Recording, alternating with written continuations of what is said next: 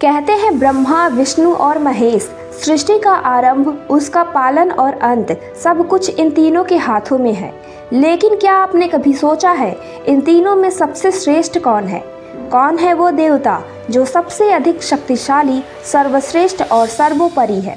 आइए जानते हैं आज के इस वीडियो में। सबसे पहले बात करते हैं ब्रह्मा जी की, जिन्हें सृष्टिकर्ता कहा जाता है। ब्रह्मा जी का जन्म कमल से हुआ, जो भगवान विष्णु की नाभि से निकला।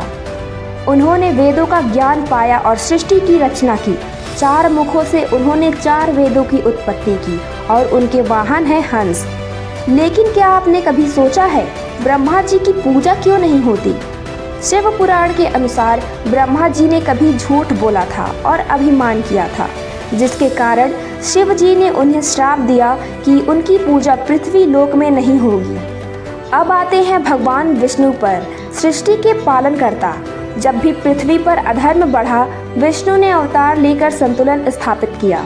राम, कृष्ण, नरसिंह, वामन, परशुराम, इनके 10 प्रमुख अवतारों से इन्होंने बार बार धर्म की रक्षा की।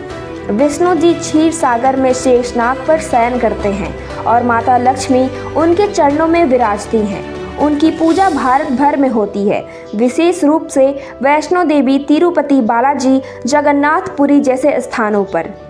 पालन करना, रक्षा करना और प्रेम से जोड़ना, यही है विष्णु तत्व की शक्ति। अब बात करते हैं सबसे रहस्यमयी, सबसे निराले और सबसे सरल देवता की, महादेव की। वो ना तो जन्मे, ना ही उनकी कोई मृत्यु है। ये हैं आदि योगी, संहारकर्ता और मोक्षदाता। गले में विष, सिर पर गंगा और शरीर पर भस्म। भोलेनाथ का क्रोध त्रिलोक को हिला देता है, लेकिन उनका प्रेम एक भक्ति से भरे भक्त के लिए अमृत बन जाता है। शिव तांडव में उनका संहार रूप दिखता है, तो शिव ध्यान में वे समाधि के परम योगी बन जाते हैं। शिव जी को ना कोई दिखावा पसंद है, ना कोई आडंबर। वह तो भूतों के भी स्वामी हैं। उनकी पूजा सभी वर्गों में समान रूप से होती है।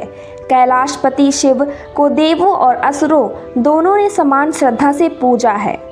अब सवाल ये है, इन तीनों में श्रेष्ठ कौन है? पुराणों में कई कथाएं मिलती हैं, जैसे एक बार ब्रह्मा और विष्णु में श्रेष्ठता को लेकर विवाद हुआ था।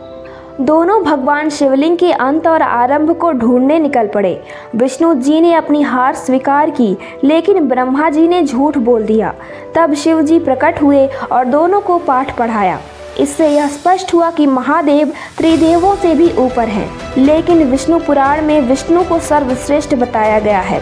वहीं देवी भागवत में माता आदिशक्ति को सबसे ऊपर बताया गया है, जिसने त्रिदेवों की रचना की। तो क्या इसका मतलब है हर ग्रंथ की अपनी मान्यता है? तो फिर त्रिदेव में श्रेष्ठ कौन है? सत्य ये है कि तीनों की भूमिका अनिवार्य है। ब्रह्मा के बिना सृष्टि नहीं, विष्णु जी के बिना पालन नहीं और शिव जी के बिना संहार और मोक्ष नहीं। तीनों एक ही ब्रह्म के 3 रूप हैं। अगर कोई श्रेष्ठ है तो वह परम तत्व है, जो रूप बदलकर ब्रह्मा, विष्णु और महेश बनकर सृष्टि की लीला रचता है। अब आप बताइए, आपकी दृष्टि में त्रिदेव में सबसे श्रेष्ठ कौन है? कमेंट में ज़रूर लिखें।